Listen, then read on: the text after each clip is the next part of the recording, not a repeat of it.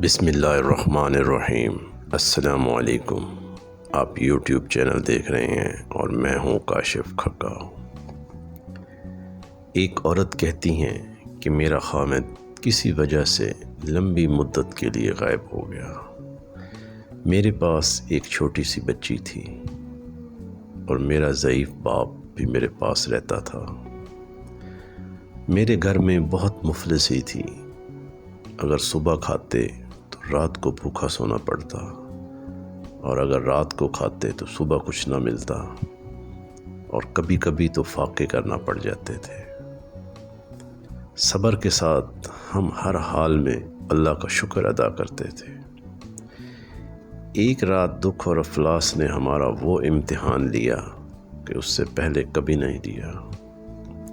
میری بچی کو شدید بخار ہو گیا اور اس پریشانی میں ہم بھوک اور روٹی کو بھول گئے۔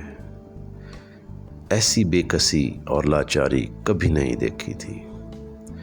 بے قراری حد سے بڑھ گئی تو اللہ کا قول یاد آ گیا کہ بھلا کون بے قرار التجا قبول کرتا ہے جب اس سے دعا کرتا ہے، اور کون اس کی تکلیف کو دور کرتا ہے۔ جی ہاں، ہر قسم کی تکلیف، چاہے وہ بیماری ہو، غربت ہو یا کسی گناہ کی، کون ہے اس ذات پاک کے سوا جو ان تکلیفوں کو دور کر سکتا ہے۔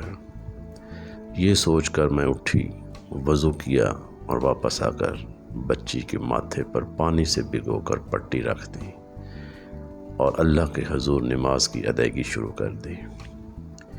مختصر سی نماز کے بعد ہاتھ اٹھا کر اللہ سے دعا کی اور پھر پٹی پانی سے بھگو کر بچی کے ماتھے پر رکھ دی، اور پھر اللہ کے حضور نماز کے لیے کھڑی ہو گئی۔ نماز پڑھ کر پھر میں واپس آئی اور پھر میں نے پٹی رکھی اور پھر میں نماز کے لیے کھڑی ہو گئی۔ یہ عمل میں نے کئی بار کیا۔ جب میں یہ سب کچھ بار بار دہرا رہی تھی تو باہر کسی نے دروازہ کھٹکھٹایا۔ میں اور میرا باپ حیران ہو گئے کہ رات کے اس پہر بھلا کون ہمارے گھر آ سکتا ہے۔ میرے والد نے پوچھا کہ کون ہے، تو باہر سے آواز آئی کہ میں ایک ڈاکٹر ہوں۔ میں اور میرا والد پھر سے حیرت میں پڑ گئے کہ بھلا اس کو کس نے بلایا ہے۔ خیر، میرے والد نے دروازہ کھولا اور ڈاکٹر نے آتے ہی پوچھا کہ مریضہ کدھر ہے۔ بچی کی طرف اشارہ کر دیا۔ ڈاکٹر نے بچی کو چیک کیا اور کاغذ پر ایک نسخہ لکھ کر میرے ہاتھ میں تھما دیا اور کہا کہ مجھے میری فیس دیں اور میں گھر چلتا ہوں۔ 2 منٹ چپ رہنے کے بعد میں نے ڈاکٹر صاحب سے کہا کہ ہمارے پاس تو آپ کو دینے کے لیے کچھ بھی نہیں ہے، ہمارے پاس تو کھانے کے لیے بھی کچھ نہیں ہے، کئی دنوں سے ہم فاقے میں ہیں۔ تو یہ سنتے ہی ڈاکٹر صاحب غصے میں آ گئے اور بولا، اگر دینے کے لیے میرے فیس بھی نہیں تھی تو مجھے فون کر کر کے کیوں بلایا؟ میری نیند کیوں خراب کی؟ مجھے آدھی رات بلانے کی کیا ضرورت تھی؟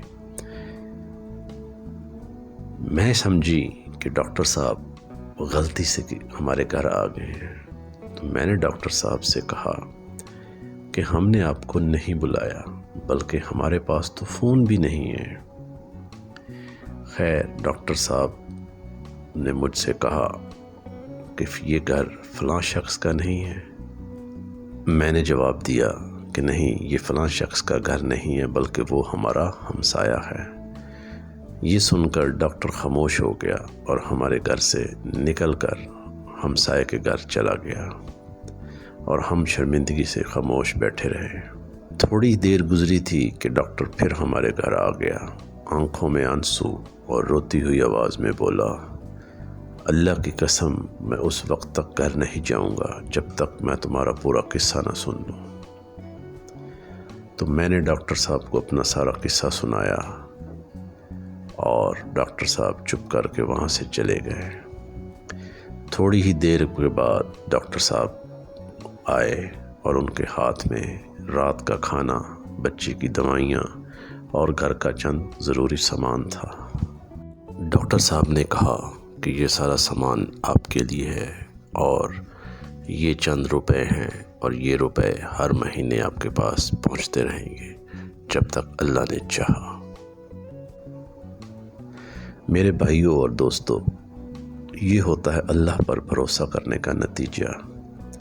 ہمارے مسائل جیسے بھی ہوں، اچھے ہوں یا برے، ہم جس حال میں بھی ہوں، صرف اور صرف اللہ پر بھروسہ اور یقین کرنا چاہیے، کیونکہ وہی سب کچھ کرنے اور دینے والا ہے، اس کے علاوہ کوئی ہمیں نہیں دے سکتا۔